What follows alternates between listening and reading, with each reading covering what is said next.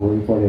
এগৰাকী গীতিকাৰ, এগৰাকী সুৰকাৰ, এগৰাকী কণ্ঠশিল্পী, এগৰাকী কবি, এগৰাকী সাহিত্যিক, এগৰাকী সাংবাদিক, সেইখিনি কথাটো আছিল।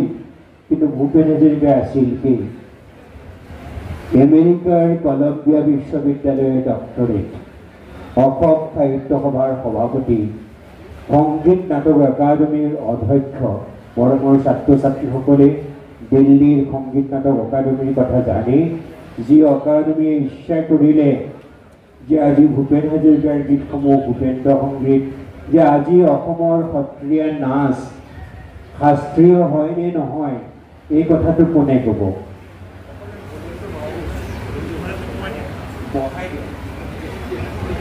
অসমৰ সত্ৰীয়া নাচ শাস্ত্ৰীয় হ'বনে নহয় কোনে ক'ব? স্বীকৃতি কোনে দিব? আমি কওঁ কেতিয়াবা যে শাস্ত্ৰীয় নৃত্যক, সত্ৰীয়া নৃত্যক শাস্ত্ৰীয় স্বীকৃতি দিব লাগে। আমি কেতিয়াবা কওঁ বৰগীতক শাস্ত্ৰীয় স্বীকৃতি দিব লাগে। আমি কেতিয়াবা কওঁ খোল বাদ্যৰ শাস্ত্ৰীয় স্বীকৃতি দিব লাগে। কোনে দিব?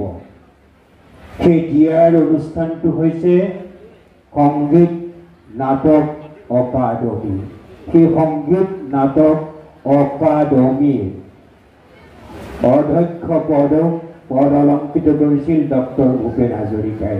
আৰু ছাত্ৰ ছাত্ৰীসকলে জানি ভাল পাব যে ডক্টৰ ভূপেন হাজৰিকাৰ অধ্যক্ষতাৰ কালছোৱাতেই অসমৰ সত্ৰীয়া নাচে শাস্ত্ৰীয় স্বীকৃতি লাভ কৰিছিল। ভূপেন হাজৰিকা বাংলাদেশৰ সৰ্বোচ্চ সন্মান মুক্তিযোদ্ধা সন্মানেৰে, মুক্তিযোদ্ধা অভিধাৰে সন্মানিত হৈছিল। ভাৰতবৰ্ষৰ শ্ৰেষ্ঠ সন্মান ভাৰত ৰত্ন অভিধাৰে সন্মানিত হৈছিল। ইমানখিনিৰ পাছত আমি যদি ভূপেন হাজৰিকাক এটা অভিধাৰ কথা ক'বলৈ যাওঁ, সুধা কণ্ঠ, গীতিকাৰ, গায়ক, সেইখিনিতো আছিল, কিন্তু কোনো বিশেষ অভিধাৰে ঢুকি নোপোৱা পণ্ডিত কুলৰ শিৰোমণি, এগৰাকী মহান পণ্ডিত, যাক পণ্ডিত কুলৰ শিৰোমণি বুলি কোৱা হৈছে। যি সময়ত ভূপেন হাজৰিকাই গীত গাইছিল কলিকতাত, আন গায়কে গীত গাইছিল, সেই সময়ত ভূপেন হাজৰিকা বিশ্ববিদ্যালয়ত এজন সমল ব্যক্তি হিচাপে কথা ক'বলৈ মাতি দিছিল। মই পুনৰ কৈছোঁ যে তেখেত আমেৰিকা বিশ্ববিদ্যালয়, আমেৰিকাৰ কলম্বিয়া বিশ্ববিদ্যালয়ৰ ডক্টৰেট। মই অকণমান আগৰ পৰা আৰম্ভ কৰিছোঁ। 1926 চনৰ আজিৰ 8 নৱেম্বৰ তাৰিখটোত 8 ছেপ্টেম্বৰত ডক্টৰ ভূপেন হাজৰিকাৰ জন্ম হৈছিল। এই কথা আমি সকলোৱে জানো। শদিয়াত জন্ম হৈছিল।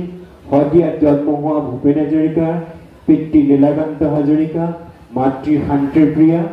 তেখেত গুচি আহিছিল শদিয়াৰ পৰা, পৰিয়াল গুচি আহিছিল যোৰহাটলৈ, যোৰহাটৰ পৰা গুচি আহিছিল গুৱাহাটীলৈ। গুৱাহাটীৰ ভৰলু মুখত ভূপেন হাজৰিকাৰ পঢ়ুৱাবলৈ আৰম্ভ কৰিছিলে। ভূপেন হাজৰিকাই আত্মজীৱনীত লিখিছে যে মোৰ মাহীদেউ শিক্ষক, মোৰ ককাও শিক্ষক, মোৰ দেউতাও শিক্ষক, সেইকাৰণে মোক পঢ়ুৱাবলৈ আৰম্ভ কৰিলে। আৰু সেইকাৰণে তেওঁক যেতিয়া নাম লগাইছিলে একেবাৰে 3য় শ্ৰেণীত নাম লগাই দিছিলে। আৰু যেতিয়া মেট্ৰিক পৰীক্ষা দিছিলে তেখেতৰ বয়স তেতিয়া মাত্ৰ 14 বছৰ হৈছিলে মেট্ৰিক দিওঁতে।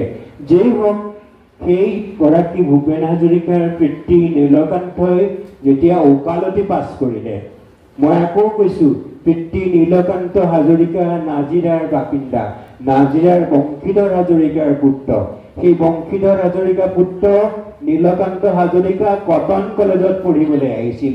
কটন কলেজত পঢ়িবলৈ আহোঁতেই শান্তিপ্ৰিয়াৰ লগত চিনাকি হৈছিল আৰু শান্তিপ্ৰিয়াৰ লগত বিবাহ হৈছিল। আৰু বিবাহ হোৱাৰ পিছত পিতৃ নীলকান্ত শিক্ষক হিচাপে চাকৰি পাইছিলে শদিয়াত, আৰু শদিয়াতে ভূপেন হাজৰিকাৰ জন্ম হৈছিল। মই কৈছোঁ যে ভৰলুমুখলৈ গুচি আহিছিলে, পঢ়িবলৈ আৰম্ভ কৰিছিলে। পিতৃয়ে পুনৰ ওকালতি পাছ কৰাৰ বাবে তেওঁ শিক্ষকতাৰ পৰা প্ৰমোচন হৈ ATC এডিশ্যনেল তেওঁ মাটিৰ হাকিম তেখেত হৈছিলে, আৰু মাটিৰ হাকিম হৈ তেখেত তেজপুৰলৈ গৈছিলে। তেজপুৰলৈ যাওঁতে ভূপেন হাজৰিকাই গীতে সকলোকে মুগ্ধ কৰিলে। মৰমৰ ছাত্ৰ ছাত্ৰীসকল, তেজপুৰক ভূপেন হাজৰিকাক আৱিষ্কাৰ কৰিলে জ্যোতিপ্ৰসাদ আগৰৱালা, বিষ্ণুপ্ৰসাদ ৰাভা আৰু ফণী শৰ্মাই। শৈশৱৰ পৰা গীত গাইছিলে, শুনি শুনি গীত গাব পৰা হৈছিলে। আৰু যেতিয়া জ্যোতিপ্ৰসাদ বিষ্ণুৰাভাই আৱিষ্কাৰ কৰিলে সভাত গীত শুনি, পিতৃ নীলকান্ত হাজৰিকাৰ ঘৰত আছে, আমাৰ ঘৰতো আছে, সেই সুনীল কুঁৱৰী আৰু জয়মতীৰ গীত গোৱাবলৈ আৰু তাৰ কিছুমান বচন ক'বৰ বাবে কণমানি ভূপেন হাজৰিকাক লৈ গৈছিলে। 1936 চনত, 1926 চনত জন্ম, 10 বছৰীয়া ভূপেন হাজৰিকাক লৈ গৈছিল। আৰু ভূপেন হাজৰিকাই তেতিয়া তাত গীত গাইছিলে, সখীহে কি কমে দুখৰে কথা, অমৃত মথুতে বিহু মজিলে, মৃদামোহৰে তিতা। অকণমানি ল'ৰাজনে গান গাইছিলে আৰু গান গাইছিলে ল'ৰা বুঢ়া কাকৈ ডালিমি নুবুজে তাত ইত্যাদি। 8খন ৰেকৰ্ড, 16খন ৰেকৰ্ড। বাৰু এটা দিন সময় পাইছিলে মাজত, তেওঁলোকে লৈ গৈছিলে যিমান দিন, এদিন বাচি গ'ল। 8খন 16খন ৰেকৰ্ড হৈ গ'ল জয়মতী আৰু সুনীল কুঁৱৰী। তাৰ আগবছৰ জয়মতীখন চিনেমা হৈছিলে 1935 চনত। সেই চিনেমাখনৰ শব্দবিলাক ভাল নোহোৱাৰ কাৰণে গ্ৰামোফোন ৰেকৰ্ডত কৰাৰ কথা চিন্তা কৰিলে। এদিন যে সময় পালে, এই যে আজি আমি এটা গান গালো, এটিখন মুকুতাৰে ধন এনেই হেৰুৱালে নাহে উভতি, জ্যোতিপ্ৰসাদ বিষ্ণুৰাভাই সেই দৰ্শনক বিশ্বাস কৰিছিলে যে এই দিনটো অথলে যাব নালাগে। জ্যোতিপ্ৰসাদ আগৰৱালাই বিষ্ণুৰাভাক ক'লে যে তুমি গান লিখা আৰু ভূপেনৰ হতুৱাই গোৱালা। আবেলিলে লিখি দিলে গান, এটা নহয়, দুটা নহয়, 4টা গান। কি উলাহেৰে নাচি বাকি হলি বিয়া খুল, কাষতে কলচি লৈ যায় ৰচুকি বাই, আজলি আজলি হিয়াৰে মাজে বিজুলি বান মাৰে, আজলি হিয়াৰ মাজে বিজুলি বান মাৰে, কোন কলিয়াই যমুনাৰ পাৰত বজায় মোহনকে বেনু। এনেকুৱা 4টা গান লিখিলে, একেদিনাই লিখিলে বিষ্ণুপ্ৰসাদ ৰাভাই, একেদিনাই সুৰ কৰিলে আৰু একেদিনাই ভূপেন হাজৰিকাক শিকালে আৰু 4টা গান একেদিনাই ৰেকৰ্ডিং কৰিলে। পাছবেলা গধূলিলৈ ৰেকৰ্ডিং কৰিলে। সেই 4টা গানেই, অৰ্থাৎ 2খন ৰেকৰ্ডেই, মই মৰমৰ ছাত্ৰ ছাত্ৰীসকলক কৈছোঁ, ৰেকৰ্ডবোৰ এনেকুৱা ক'লা 10 ইঞ্চি থাকে, 10 ইঞ্চি এনেকৈ ঘূৰি ঘূৰি থাকিলে বাজে। তাত এপিডিত এটা গান 3.5 মিনিট লাগে, এপিডিত এটা গান 3.5 মিনিট লাগে। 1936 চনত 10 বছৰ বয়সত 4টা গ্ৰামোফোনত গীত বাণীবদ্ধ কৰিলে ডক্টৰ ভূপেন হাজৰিকাই। 1937 চনত তেখেতৰ সেই গীতখিনি ৰেকৰ্ড 2খন প্ৰকাশ হৈছিলে। 1937 চনত ভূপেন হাজৰিকাই এটা গীত লিখিছিলে, ধৰিছিল নামৰে টান, কুসুম্বৰ পুত্ৰ শ্ৰীশংকৰ গুৰুৱে ধৰিছিল নামৰে টান, কুসুম্বৰে পুত্ৰ। এনেকুৱা। তোমালোকে ছাত্ৰ ছাত্ৰীসকলে চাগে এই গীতটো শুনিছা। 10 বছৰ বয়সত কাক স্মৰণ কৰিছে? মৰমৰ ছাত্ৰ ছাত্ৰীসকল, 10 বছৰীয়া ল'ৰা এগৰাকীয়ে কাক স্মৰণ কৰিছে? শ্ৰীমন্ত শংকৰদেৱক। আচৰিত কথা, আমাৰ জ্যোতিপ্ৰসাদৰ ৰচনালৈও আমি শংকৰদেৱ পাম। আচৰিত কথা যে বিষ্ণুৰাভাকতো আমি শংকৰদেৱ পাম। মই যে জ্যোতিপ্ৰসাদক শংকৰদেৱ পাম বুলি কৈছোঁ। 14 বছৰ বয়সৰ পৰা 17 বছৰ কি 19 বছৰ বয়স হ'লে জ্যোতিপ্ৰসাদে সুনীল কুঁৱৰী নাটকখন লিখিছিল। সুনীল কুঁৱৰী নাটকৰ এটা অধ্যায়, এটা দৃশ্য, কীৰ্তনৰ এটা অধ্যায় সন্নিৱিষ্ট কৰিছে জ্যোতিপ্ৰসাদ আগৰৱালাই। কোনটো অধ্যায়? হেন মহা দিব্য বন দেখিলন্ত ত্ৰিনয়ন, দিব্য কন্যা আছে একতাত। 14 বছৰীয়া ল'ৰা এজনে কীৰ্তনৰ এটা অধ্যায় নাটকত সন্নিৱিষ্ট কৰিবলৈ ঘৰখনত কিমান কীৰ্তনৰ চৰ্চা হ'ব লাগিব। একে কথা যে ভূপেন হাজৰিকায়ো 11 বছৰ বয়সত শ্ৰীমন্ত শংকৰদেৱক স্মৰণ কৰিলে। ছাত্ৰ ছাত্ৰীসকলে জানি ভাল পাব। মাতৃশান্তি প্ৰিয়াই গান গাইছিলে, বৰগীত শিকাইছিলে, বনগীত শিকাইছিলে আৰু পিতৃয়ে ভাতৰ টেবুলত ভূপেন হাজৰিকাক নাটকৰ বচন শিকাইছিলে, ভাওনাৰ বচন শিকাইছিলে। মৰমৰ ছাত্ৰ ছাত্ৰীসকলক এটা অনুৰোধ কৰোঁ যে ভূপেন হাজৰিকাৰ এখন আত্মজীৱনী আছে, মই এটি যাযাবৰ। এই কিতাপখন পঢ়িলে আপোনাসবে ভূপেন হাজৰিকাৰ গোটেই জীৱনৰ কথা গম পাব, পিতৃ কেনেকৈ বচন শিকাইছিলে।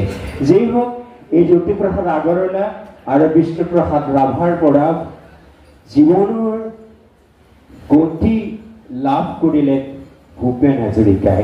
দৰ্শন শিকিলে, মানুহক মানুহ হিচাপে জুমি চোৱাৰ ছন্দ শিকিলে, মহামানৱতাৰ বাণী শিকিলে, জীৱনবোধৰ বাণী শিকিলে। আৰু সেইকাৰণে 1939 চনত ভূপেন হাজৰিকাই কিমান বছৰ হ'ব, এইপিনে 9 বছৰ বয়সত এটা গীত লিখিলে। কি গীত? অগ্নি যুগৰ ফিৰিঙঠি মই, অগ্নি যুগৰ ফিৰিঙঠি মই, নতুন নাম গঢ়িম। পাছৰ শব্দটো শুনক, সৰ্বহাৰাৰ সৰ্বস্ব পুনৰ ফিৰাই আনিম। যাৰ একো নাই, যে পৃথিৱীত চব হেৰুৱালে, সেইখিনি ঘূৰাই আনিম। 13 বছৰৰ ল'ৰাজনে কৈছে, 13 বছৰৰ ল'ৰাজনে কৈছে, কি কৈছে? হৰিজন পাহাৰী হিন্দু মুছলিমৰ অন্তৰ্ভেদী মোকোৱা। সেই মহামানৱতাৰ বাণী 13 বছৰৰ ল'ৰাজনে জানিবৰ বাবে, শিকিবৰ বাবে পৰিৱেশ আছিল, শিক্ষকসকল আছিল, আৰু মহান শিক্ষক আছিল জ্যোতিপ্ৰসাদ আগৰৱালা, বিষ্ণুপ্ৰসাদ ৰাভা, ফণী শৰ্মা, তেখেতৰ পিতৃ আৰু মাতৃ। আজিৰ যুগটো লগত তুলনা কৰিলে সেই যুগত শিকিবলৈ সিমান সুবিধা নাছিল। কিন্তু আজি মৰমৰ ছাত্ৰ ছাত্ৰীসকল অতি সৌভাগ্যৱান যে আপোনালোকে যি শিকো বোলে, যি গান শিকো বোলে, যি খোলৰ ছন্দ শিকো বোলে, যি ঢোলৰ ছন্দ শিকো বোলে, শিকিব পাৰে। 1940 চনত ভূপেন হাজৰিকাই মেট্ৰিক পাছ কৰি কটন কলেজত নাম লগাইছিলে। কটন কলেজৰ পৰা তেখেতে মেট্ৰিক পাছ কৰাৰ পিছত কটন কলেজৰ পৰা আই এ পাছ কৰি বেনাৰসত গৈ স্নাতক আৰু স্নাতকোত্তৰ হৈছিলে। আৰু বানাৰসত থাকোঁতেই তাজমহল দেখিছিলে, আৰু তাজমহল দেখি গীত লিখিছিলে, কপি উঠে কিয় তাজমহল, কপি উঠে কিয় তাজ। মই মৰমৰ ছাত্ৰ ছাত্ৰীসকলক কৈছোঁ যে যি দেখিছে, যি শুনিছে, সেইখিনি প্ৰত্যেকটোকে তেখেতে এটা সৃষ্টিকৰ্মলৈ ৰূপান্তৰ কৰিছে। এই কথাখিনি মই পাছত আকৌ পাতিম। সৰুকে মই জীৱনীটো কৈছোঁ যে বেনাৰস ইউনিভাৰ্চিটিত MA পাছ কৰি তেখেত অসমলৈ উভতি আহিছিলে। কিছুদিন ইয়াত আকাশবাণী গুৱাহাটী ৰেডিঅ'ত চাকৰি কৰিছিলে, কিছুদিন কলেজতো চাকৰি কৰিছিলে। কৰাৰ পিছত যাৰ আকাশ চোৱাৰ মন, যি আকাশপতি যাৰ সীমা, সেই সীমাৰ আকাশৰ সীমা থকা গগনচুম্বী মন লৈ তেখেতে ভাবিলে যে মই আৰু পঢ়িব লাগে। মৰমৰ ছাত্ৰ ছাত্ৰীসকল, গানটো ভাল গায়েই, গান ৰচনাটো ভাল কৰে, মই সেইখিনি ভাল কৰাটো আকৌ আলোচনা কৰিম। কিন্তু তেওঁ ভাবিলে যে আৰু পঢ়ব। তেতিয়া তেওঁ আমেৰিকাৰ কলম্বিয়া বিশ্ববিদ্যালয়লৈ আবেদন কৰিলে। লগে লগে অসম চৰকাৰলৈ এটা স্কলাৰশ্বিপৰ কাৰণে আবেদন কৰিলে। পইচাটো নাই যাবলৈ, পইচাটো স্কলাৰশ্বিপ পাব লাগিব। ভাগ্য ভাল, স্কলাৰশ্বিপ পালে। আমেৰিকালৈ যাবৰ সময়ত জ্যোতিপ্ৰসাদ আগৰৱালাই 1948 চনত ভূপেন হাজৰিকাক কৈ পঠাইছে, তুমি যদি আমেৰিকালৈ যোৱা, অকল বগা মানুহখিনিৰ লগত নাথাকিবা, তাত ক'লা মানুহো আছে, নিগ্ৰো। পাৰিলে পল ৰবচনক লগ কৰিবা। মই মৰমৰ ছাত্ৰ ছাত্ৰীসকলক কৈছোঁ যে সেই সময়ত ইণ্টাৰনেট, বাতৰি কাগজ একো নাই, কিন্তু আমেৰিকাত যে পল ৰবচন আছে, এই কথাটো জ্যোতিপ্ৰসাদ আগৰৱালাই জানিছিলে। মৰমৰ ছাত্ৰ ছাত্ৰীসকলক যদি আজি প্ৰশ্ন কৰোঁ, আজি চব নেট, ইণ্টাৰনেট চব থকাৰ সময়ত তোমালোকৰ কোনোবা বন্ধু বান্ধৱী যদি জাৰ্মানীলৈ যাব খোজে, কোনজন দাৰ্শনিকক বা কোনজন বিজ্ঞানীক বা কোনজন সংগীতজ্ঞক লগ কৰিবলৈ ক'বা? এই প্ৰশ্ন মই তোমালোকলৈ এৰি গ'লো, যিটো কৰিব পাৰিছিলে জ্যোতিপ্ৰসাদ আগৰৱালাই। মই অভিভাৱকসকলকো তেনেকুৱা এটা প্ৰশ্ন এৰি থৈ গৈছোঁ। যেই হওক, ভূপেন হাজৰিকা আমেৰিকালৈ গৈছিল, আমেৰিকালৈ গৈ পল ৰবচনক লগ পাইছিল, তাতেই তেওঁ গীত শিকিছিল। পল ৰবচনৰ ৰাতি ৰাতি এখন কলেজ হৈছিলে, ৰাতিৰ কলেজলৈ যায় সেই ৰাতিৰ কলেজত মানৱতাবাদৰ শিক্ষা দিয়া হয়, জীৱনবোধৰ শিক্ষা দিয়া হয়, নাটক আৰু জীৱন, সাহিত্য আৰু জীৱন, এনেকুৱা শিক্ষা দিয়া হয়। সেই পল্লৱচনৰ ওচৰতে শিকিছিলে। পল্লৱচনে গীটাৰখন দেখুৱাই সুধিছিলে যে এইখন কি? ভূপেন হাজৰিকাই কৈছিলে গীটাৰ। পল্লৱচনে কৈছিলে ন, it is a social instrument that can change the society. ই এটা সামাজিক বাদ্য যি সমাজখনক পৰিৱৰ্তন কৰিব পাৰে। সেই পল্লৱচনৰ ওচৰত old man river, old man river এনেকুৱা গান শিকিছিলে। বাৰু যি হওক, মই আকৌ যাম, তাতেই তেওঁ লগ পাইছিলে প্ৰিয়ম্বদা পেটেলক। প্ৰিয়ম্বদা পেটেলৰ লগত তাতে বিয়া হৈছিলে। সংসাৰখন মাত্ৰ 4 দিন মানহে, 4 কি 5 দিন বুলি কৈছে ভূপেন হাজৰিকাই। এনেকুৱা কথা নহয় যে প্ৰিয়ম্বদা পেটেলক এতিয়া পঢ়ি শেষ হৈছে, শেষ হোৱাৰ কাৰণে প্ৰিয়ম্বদা পেটেল পিতৃগৃহলৈ গুচি যাব, সেইকাৰণেহে গুচি গৈছে। যে হওক, প্ৰিয়ম্বদা পেটেল গুচি গৈছে। ভূপেন হাজৰিকা পঢ়িছে, 52 চনত ডক্টৰেট কৰিছে মাছ কমিউনিকেশ্যনৰ ওপৰত, roll of mass communication in Indian adult education. ভাৰতৰ প্ৰাপ্তবয়স্ক শিক্ষাৰ উন্নতিৰ বাবে এই গণমাধ্যমৰ কি দায়িত্ব আছে, কি দায়িত্ব আছে, ৰোল আছে, এইখিনিৰ সেই বিষয়টোৰ ওপৰত ডক্টৰেট কৰিছিলে। যে হওক, 52 চনত ডক্টৰেট কৰি তেওঁ আমেৰিকালৈ আহিছিলে। আহোঁতে এখন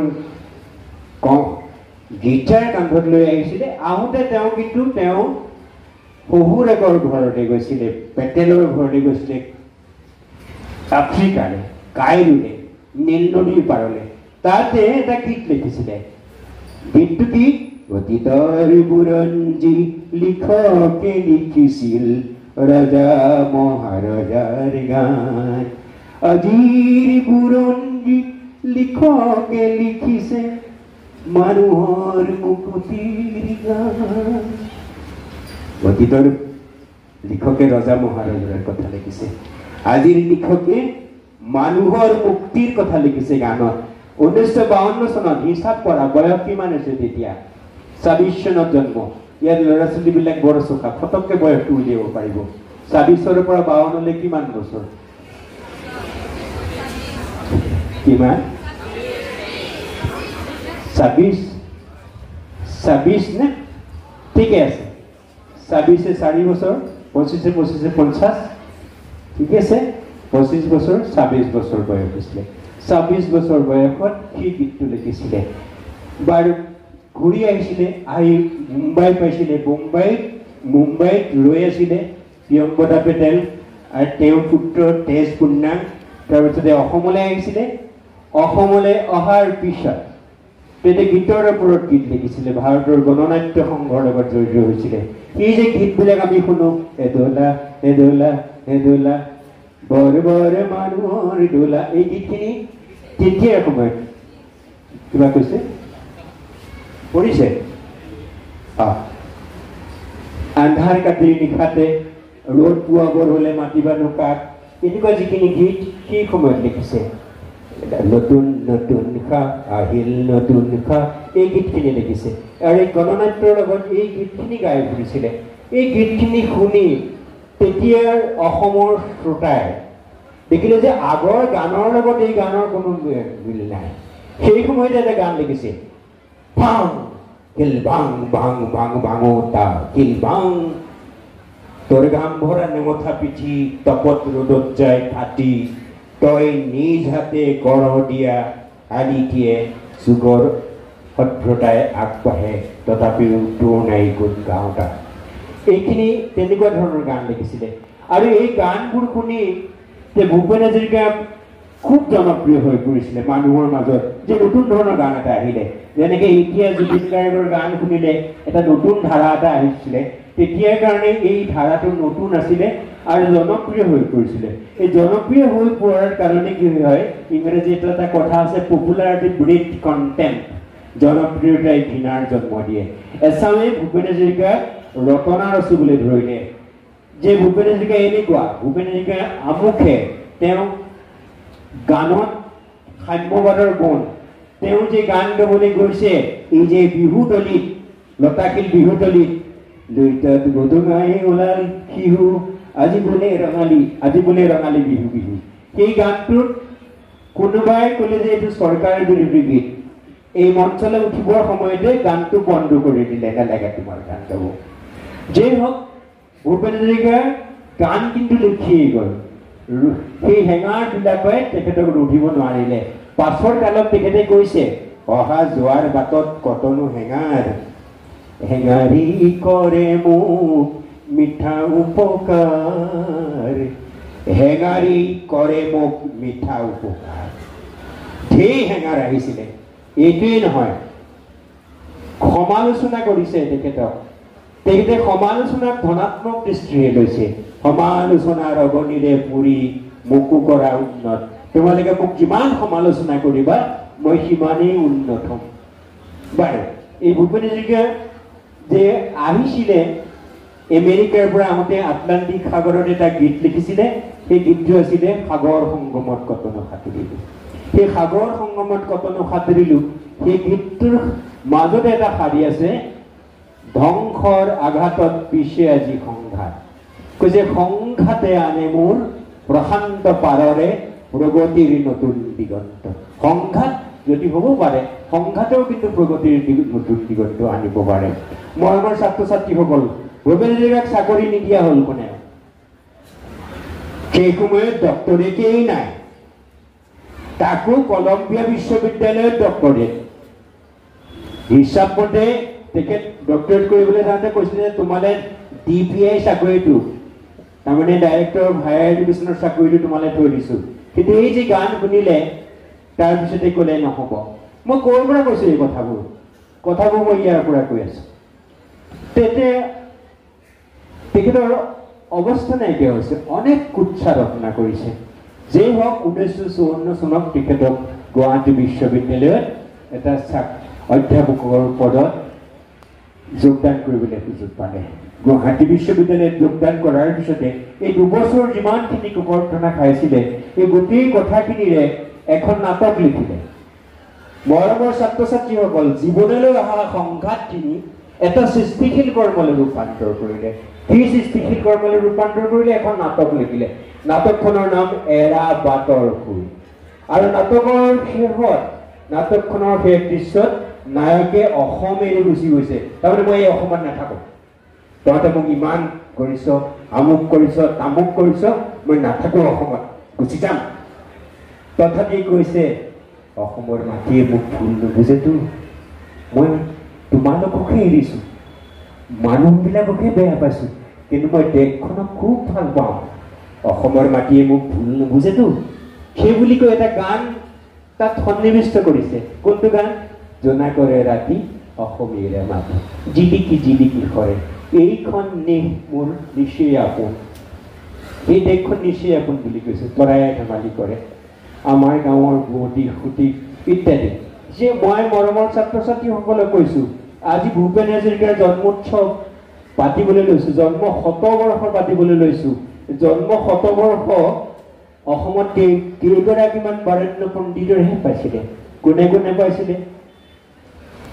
লক্ষ্মীনাথ বেজবৰুৱা, জ্যোতিপ্ৰসাদ আগৰৱালা, বৰ্ণাঢ্যভাৱে, আৰু বহুতৰ হৈছে বৰ্ণাঢ্যভাৱে আৰু অতি বৰ্ণাঢ্যভাৱে ৰজাগড়ে প্ৰজাগড়ে পাতিবলৈ লৈছে ডক্টৰ ভূপেন হাজৰিকা। মই আকৌ কৈ আছোঁ যে 54 চনত অধ্যাপকৰ চাকৰিত যোগ দিয়াৰ পাছত এই তেখেত দিল্লীলৈ যাবলৈ সুযোগ পাইছিলে গুৱাহাটী বিশ্ববিদ্যালয়ৰ দলটো লৈ, আৰু যুৱ মহোৎসৱত তাতে এৰাবাটৰ সুৰ নাটকখন কৰিছিলে। তাতে বহুত ব্যক্তিৰ লগত, মনীষীৰ লগত চিনাকি হৈছিলে। বিশ্ববিদ্যালয়লৈ ঘূৰি অহাৰ পিছত ৰাছিয়াৰ হেলচিংকিত 45 দিনীয়া এখন সংগীতৰ সমাৰোহ হৈছিলে। মৰমৰ ছাত্ৰ ছাত্ৰীসকল, তালৈ ভাৰতবৰ্ষৰ প্ৰতিনিধি যাব। অতি সৌভাগ্যৰ কথা যে অসমৰ পৰা ভূপেন হাজৰিকাক নিৰ্বাচন কৰিলে। ইয়াৰ পাছতো বোধহয় 1985-86 চনত, মই পাহৰিছোঁ চনটো, তেতিয়াও ভাৰতবৰ্ষৰ পৰা 7জন প্ৰতিনিধিক নিৰ্বাচিত কৰিছিলে, তাৰ ভিতৰত এজন ভূপেন হাজৰিকা আছিলে। এই 1954-55 চনতো ভূপেন হাজৰিকাক নিৰ্বাচন কৰিলে। আৰু 45 দিনীয়া সন্মিলন। এই কথাটো এইকাৰণে কৈছে যে এই সন্মিলনলৈ যোৱাৰ বাবে ভূপেন হাজৰিকাৰ জীৱনটোৱেই সলনি হৈ গ'ল। আমি এজন বেলেগ ভূপেন হাজৰিকাক পালোঁ। ইয়াৰ অৰ্থ সন্মিলনত যোগদান কৰাৰ কাৰণে নহয়, ইয়াৰ অৰ্থ এটা সংঘাতৰ বাবে কৈছো সংঘাতটো 45 দিন গৈছে য'ত মকবুল ফিদা গৈছে বলৰাজ চাহিনী গৈছে ইত্যাদি টলষ্টয়ৰ নাতিনীয়েক তালৈ গৈছে যোৱাৰ পিছত যেতিয়া ঘূৰি আহিলে দিল্লীৰ পৰা ৰেলত আহিব লগা হ'ল টেলিগ্ৰাম কৰি জনালে যে মোৰ 3 দিন দেৰি হ'ব 3 দিন দেৰিকে পোৱাৰ বাবে পলম হোৱাৰ বাবে 3 দিনৰ দৰমহা কাটিলে শিল্পীবিলাক বৰ অনুভূতিশীল চেঞ্চিটিভ তেওঁ অনুৰোধ কৰিলে যে দৰমহাৰ কটাৰ সিদ্ধান্তটো যদি পুনৰ বিবেচনা কৰা নহয় মই চাকৰিৰ পৰা পদত্যাগ কৰিম কোনেও একো নামাতিলে এই আত্মনিৰ্ভৰণী লিখিছে যে কোনেও একো নামাতিলে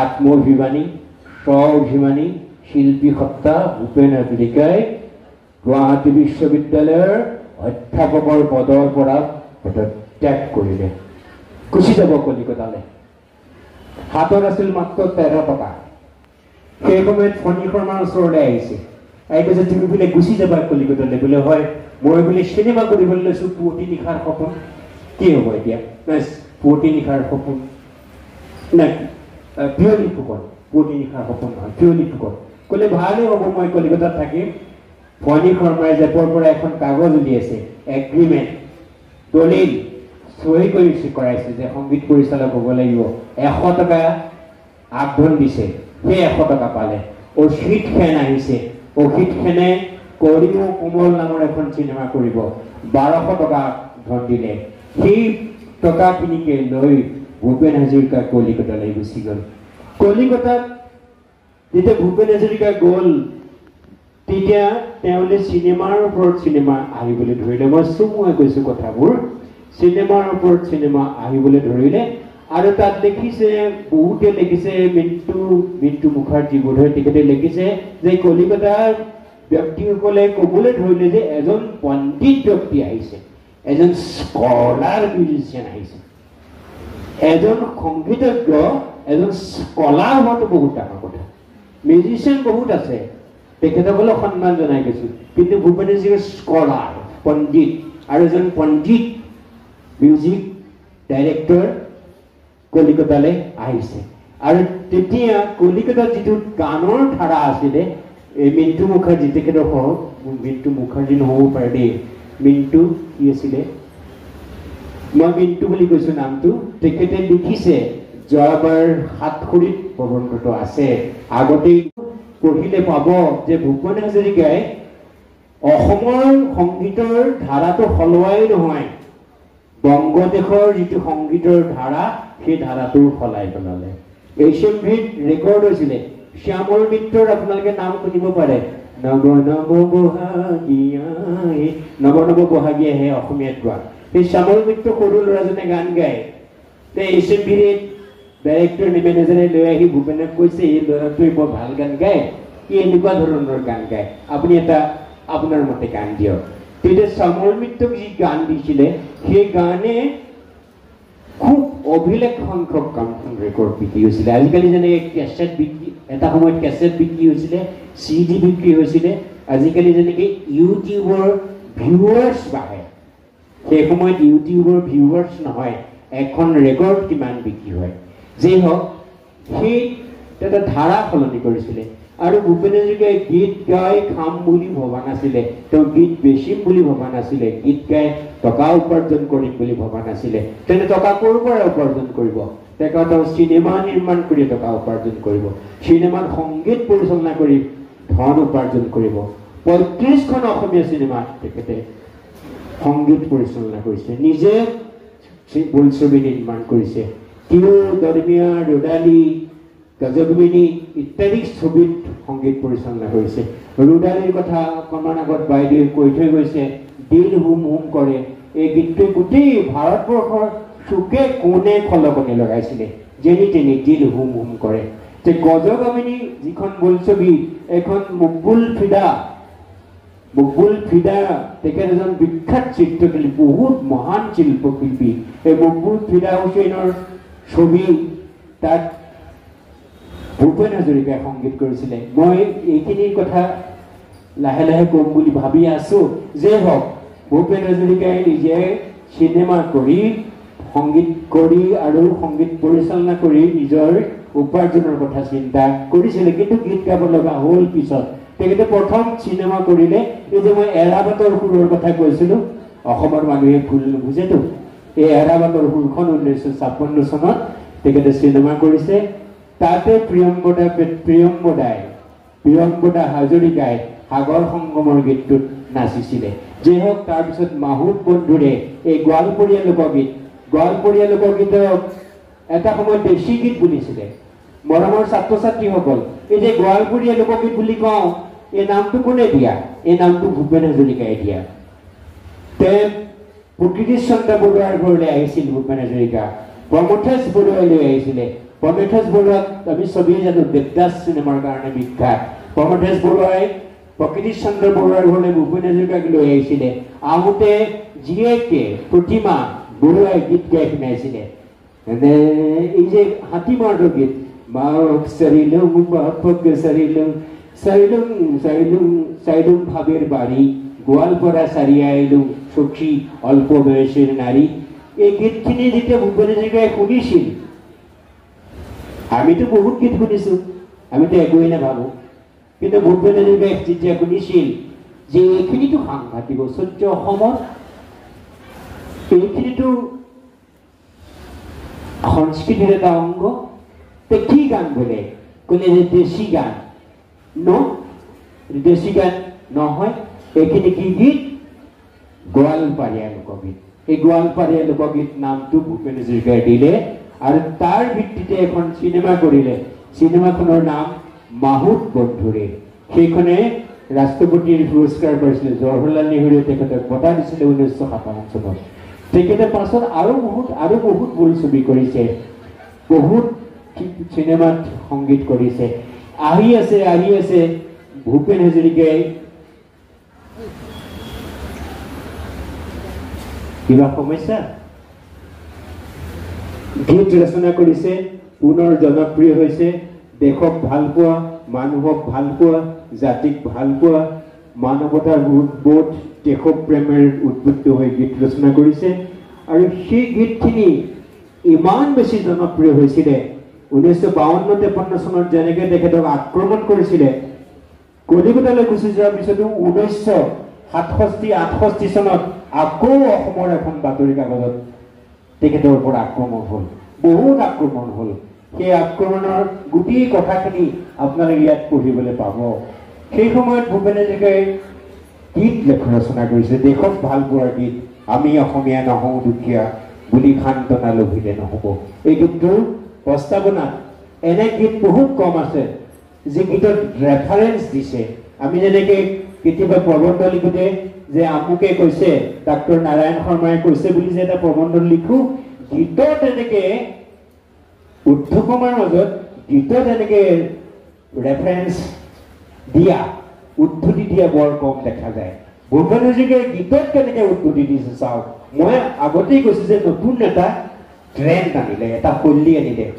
গীতত উদ্ধতি এনেকে দিছে, সাহিত্য সম্ৰাট বেজবৰুৱাদেৱে কৈছিল, এয়া কৈয়ে দিলে, আমি অসমীয়া নহওঁ দুখীয়া, কিহৰ দুখীয়া হওঁ সঁচা পিছে বুলি কৈ গানটো আৰম্ভ কৰিলে। কি কৰিলে? আমি অসমীয়া নহওঁ দুখীয়া বুলি সান্তনা লভিলে নহ'ব। আজিৰ অসমীয়াই নিজক নিচিনিলে অসম ৰসাতলে যাব। মৰমৰ ছাত্ৰ ছাত্ৰীসকল, মই এটা অনুৰোধ কৰোঁ, যিসকলে ভূপেন হাজৰিকাক ভাল পায়, গীত গাবলৈ বিচাৰে, অথচ নিজৰ কণ্ঠই গীত গাবলৈ নুকুলায়, বহুত আছে, বৰ সুন্দৰ ছবি আঁকে, ডাঙৰ সংগীতজ্ঞ, গান গাব নোৱাৰিবও পাৰে, তেওঁলোক আন ধৰণে চোকা ল'ৰা। সেইসকলক মই এটা অনুৰোধ জনাওঁ, কি যে আমি গীতটো এনেই গাব পাৰোঁ। কেনেকে? আমি অসমীয়া নহওঁ দুখীয়া বুলি সান্তনা ল'বলৈ নহ'ব। আজিৰ অসমীয়াই নিজক নিচিনিলে অসম ৰসাতলৈ যাব। নানা জাতি উপজাতি ৰহণীয়া কৃষ্টি আঁকোৱালি লৈ হৈছিল সৃষ্টি এই মোৰ অসম দেশ। বিভেদ পৰিহৰি নিজ হাতে শ্ৰম কৰি দেশক নগঢ়িলে এই দেশ হ'ব নিঃশেষ আৰু মনবোৰো ভাগি ছিগি যাব। আজিৰ অসমীয়াই নিজক নিচিনিলে অসমতে মগনীয়া হ'ব বা অসমতে অসম ৰখাতলৈ যাব প্ৰতি অসমীয়াই কি কৰা উচিত উপদেশ দিবলৈ নাই লাচিত প্ৰতি অসমীয়াই কি কৰা উচিত উপদেশ দিবলৈ নাই লাচিত মই ছাত্ৰ ছাত্ৰীসকলক কৈছো ভূপেন হাজৰিকাৰ গীত মানে একো এটা প্ৰবন্ধ ভূপেন হাজৰিকাৰ গীত নহয় এয়া কবিতা আচৰিত কথা যে যিমানবোৰ কাব্য সংকলন আছে এই কাব্য সংকলনত মৃত্যুঞ্জয় মহন্তই চিৰচেন এই ভাষা জননী এই কবিতাটোৰ বাহিৰে গীতটোৰ বাহিৰে ভূপেন হাজৰিকাৰ কোনো গীতে কবিতা সংকলনৰ স্থান পোৱা নাই আশাব্যঞ্জক কথা ডক্টৰ আনন্দ বৰপুৰুৱে সাতখৰিত লিখা আৰম্ভ কৰিছে ভূপেন হাজৰিকাৰ কবিতা বুলি মই এটি যাযাবৰ এতিয়া মই আপোনালোকক কৈ আছো কি কৈ আছো যে নানা জাতি উপজাতিৰ অসমীয়া কৃষ্টি আঁকোৱালি লৈ হৈছিল সৃষ্টি এই মোৰ অসম দেশ বিভেদ পৰিহৰি নিজ হাতে চম কৰি দেশক নগৰিলে এই দিশ কমনিকে এনেকে গাই দিলে মূৰৰ ওপৰত বুলিবলৈ একোৱেই নাই ক'বলৈ ভালকে ভাবি চাওঁ নানা জাতি উপজাতি ৰহণীয়া কৃষ্টি আঁকোৱালি লৈ হৈছিল সৃষ্টি এই মোৰ অসম দেশ তাৰ পাছৰ শব্দটো চাওঁ বিভেদ পৰিহৰি নিজ হাতে শ্ৰম কৰি বিভেদ পৰিহৰি নিজ হাতে শ্ৰম কৰি বিভেদ পৰিহৰি নিজ হাতে শ্ৰম কৰি নিজে যদি শ্ৰম কৰে খাদ্য বস্তু যদি উৎপাদন হয় আৰু বিভেদ যদি নাথাকে তেতিয়া আমাৰ জাতি থাকিব বিভেদ পৰিহৰি নিজ হাতে শ্ৰম কৰি দেশক নগৰিলে এই দেশ হ'ব নিঃশেষ আৰু মন ভৰি ভাগি চিপি যাব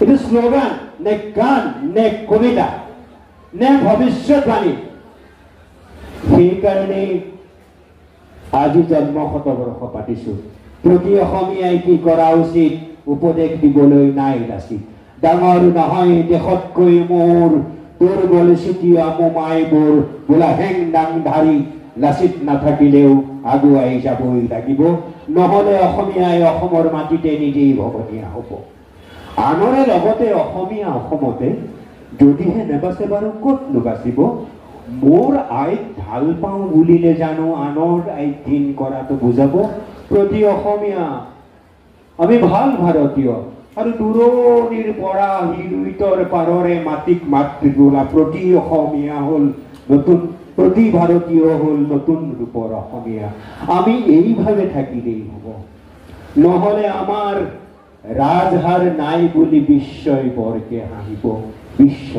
বিশ্ব প্ৰেম বিনন্দিয়া বুলি তুমিওতো জানা এটি কথা আপন মাতৃৰ অশ্ৰু নমচিলে বিশ্ব প্ৰেম হ'ব বিবৃথা তুমি বিশ্বৰ শৰীৰত পংগু অংগ হলে তুমি বিশ্বৰ শৰীৰত পংগু অংগ হলে বিশ্বই জানো ভাল পাব পৃথিৱীত জনমী সচেতন নহলে প্ৰাপ্য উঠিতাতে হেৰাব পৃথিৱীত জন্ম হৈ যদি আমি সচেতন নহওঁ কনচিয়াছ নহওঁ আমাৰ বস্তুবোৰ আনে লৈ যাব তে লৈ গৈছিলে তে ভূপেন হাজৰিকাই কৈছে নিছে নিলে আমি কি কওঁ আমাৰ অসমীয়া মানুহে নিলে আমি কি বুলি কওঁ সেইটোও জানে ভূপেন হাজৰিকাই কি বুলি কৈছে হে গ'ল হে গ'ল হে গ'ল হে গ'ল আমি গোল গোল কৈ থাকো তেল গ'ল চাহ গ'ল মৰাপাত গ'ল হে গ'ল হে গ'ল গ'ল হে গ'ল গ'ল গ'ল বুলি মাথো চিঞৰিলে তাকে দেখি ফেনহঁতে ৰগৰ কৰিলে কোনে দিলে ফেনবোৰে দিলে এইবোৰ অসমীয়া এইবোৰ ভাবি চাবৰ বহাগী বতৰ কি জানি বোলো হয়নে বোলো হয় হয় হয় হয় এইবিলাক কাৰ গান গান নে কবিতা নে সাহিত্য কওক এতিয়া সেই গান নে এইটো কোনটো গান এইটো 1968 কিতাপৰ মতে 1968 লিখা আছে 1968 চনৰ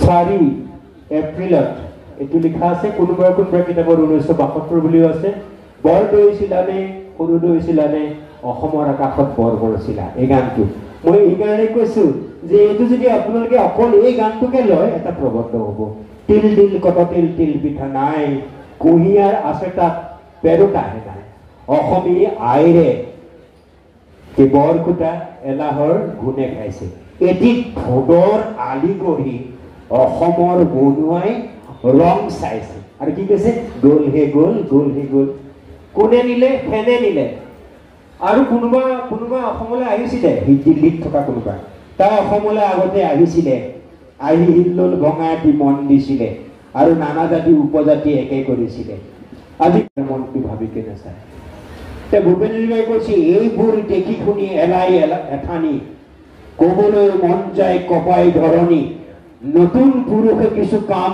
কৰাৰ বহাগী বতৰ কি জানি আমি এনেকে গালেও হ'ব আমি এনেকে গালেও হ'ব জাতীয় বিদ্যালয়ৰ ছাত্ৰ ছাত্ৰীৰ লগতে সমূহ অসমৰ সকলো ছাত্ৰ ছাত্ৰীলৈ অনুৰোধ জনাইছোঁ এই বছৰটোত আজি আমাৰ ঘনশ্যাম প্ৰিন্সিপাল মেধিয়ে কৈ গৈছিলে যে দিনটোত ভূপেন হাজৰিকাৰ গান এবাৰ যদি নাগায় বা আলোচনা নকৰে নহয় মই কৈছোঁ যে এই গান কবিতা সাহিত্য সকলো আপোনাক অনুৰোধ জনাইছোঁ যে গানবিলাক এনেকৈও পঢ়ক যে এইখিনি সাহিত্যত যিখিনি শব্দ আছে এই শব্দখিনি যদি আমি চিনিব পাৰোঁ এই শব্দখিনিৰ যদি অৰ্থ উপলব্ধি কৰিব পাৰোঁ তেতিয়াহ'লে আমি বহুত ভাল সাহিত্যৰ সৃষ্টি কৰিব পাৰিম চাওক মই এটি যাযাবৰ তেনে সহজ মই এটি যাযাবৰ ইয়াত লিখা আছে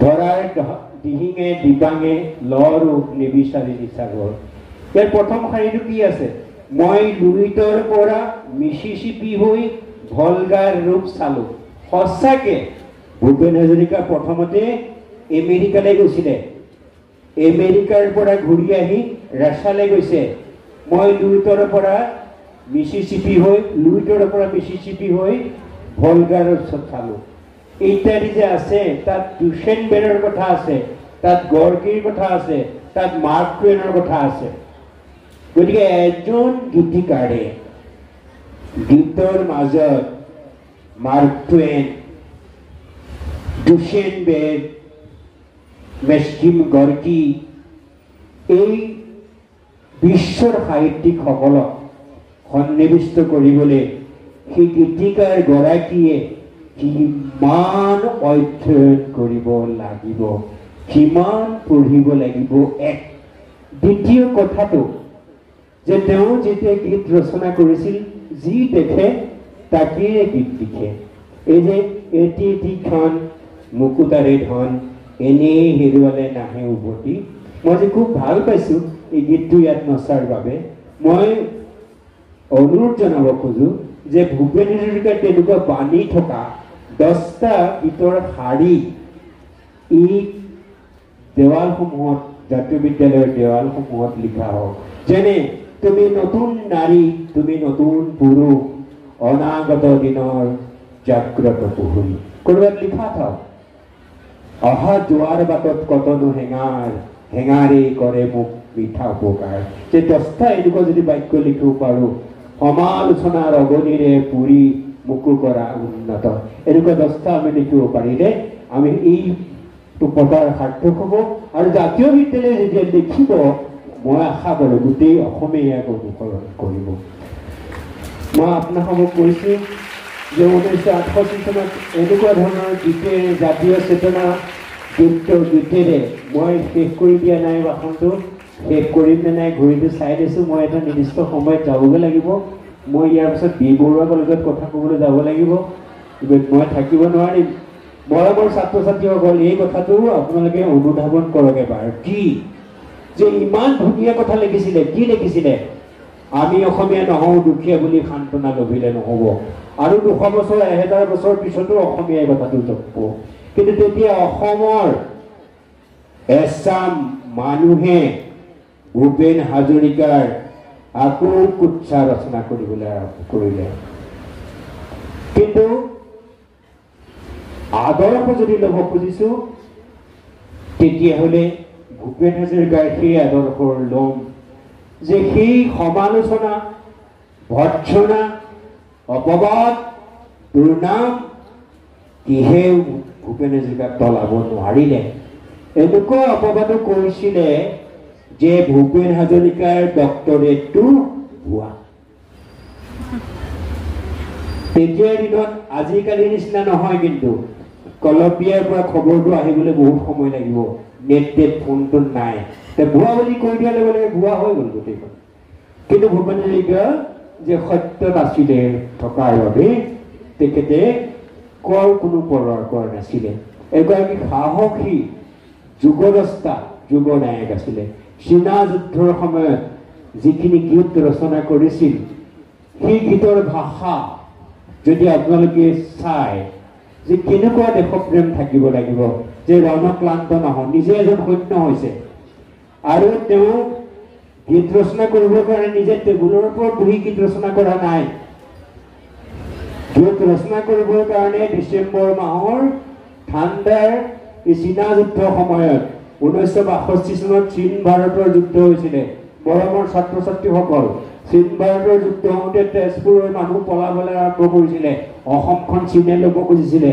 সেই সময়ত যুদ্ধ যেতিয়া অলপ থমিছিলে, মৃত সৈন্যসকলৰ মাজলৈ ভূপেন হাজৰিকা আৰু কেইজনমান সহযাত্ৰী জীপ চলাই গুচি গৈছিলে আৰু মৰা শৱবিলাকক চাই, মৃত সৈনিকক চাই চাই এটা গীত লিখিছিলে। কি গীতটো লিখিছিলে? কত জোৱানৰ মৃত্যু হ'ল। মৰমৰ ছাত্ৰ ছাত্ৰীসকল, বন্ধুসকল, এই গীতটো টেবুলৰ ওপৰত বহি অনুভৱ কৰি চাহ খাই লিখা নাছিলে। মৃত সৈনিকৰ মাজত থাকি পদে পদে ভয়াত্ম এটা পৰিৱেশত গানটো ৰচনা কৰিছিলে, কত জোৱানৰ মৃত্যু হ'ল। তাৰপিছত খঙত লিখিছে, তহঁতে আমাৰ ইমান সৈন্য মাৰিলি। তাৰপিছত লিখিছে, ৰণক্লান্ত নহওঁ, ৰণক্লান্ত নহওঁ। সেই মুহূৰ্তলৈ, যি মুহূৰ্তলৈ মোৰ সীমান্ততে শেষ শত্ৰু দৈত্যটিৰ নহয় পতন, গম গমাই আজি জন জনাই মোৰ অগণন জোৱানৰ মৰণাস্ত্ৰ। এইখিনি কথাতে কৈছে। চীন দেশক গালি পাৰিছে, বুদ্ধ গান্ধীক পদাঘাত কৰিলি, পঞ্চশীলক ত্ৰাস বুলি হাঁহিলি, তোৰ গৰ্ব গৰ্ব হ'ব, দম্ভ তৰ্ক যাব, ভাৰত সিংহ আজি জাগ্ৰত হ'ল। পঞ্চশীলক ত্ৰাস বুলি ভূপেন হাজৰিকাই কৈছে। বিশাল এচিৰাৰ সংগতি নাকিলি, তোৰ গৰ্ব খৰ্ব হ'ব, দম্ভ তৰ্ক যাব, ভাৰত সিংহ আজি জাগ্ৰত হ'ল। এইজনা মহামনীষীয়ে 1911 চনৰ 5 নৱেম্বৰত আমাৰ সকলোকে কন্দুৱাই পৰলোক দিবলৈ গুচি গৈছিল। মৰমৰ ছাত্ৰ ছাত্ৰীসকল, ডক্টৰ ভূপেন হাজৰিকাৰ জীৱনটোৱে এক সংগ্ৰাম। আজি আমি যিমান মিশ্ৰণভাৱে তেখেতৰ গীত শুনিছোঁ, যিমান মিশ্ৰণভাৱে তেখেতৰ গীতৰ অৰ্থ উপলব্ধি কৰিছোঁ, 1980 চনমানলৈকে ভূপেন হাজৰিকাৰ জীৱনটো এটা সংগ্ৰামৰ জীৱন আছিল। সেই সংগ্ৰামৰ জীৱনৰ পৃষ্ঠাসমূহ যদি উপলব্ধি কৰিব পাৰে, অধ্যয়ন কৰিব পাৰে, মই ভাবোঁ প্ৰত্যেকজনেই জীৱন গঢ়াৰ গভীৰ দৃঢ় সংকল্প গ্ৰহণ কৰিব পাৰে। মই এইখিনি কথাৰেই সামৰণি মাৰিছোঁ।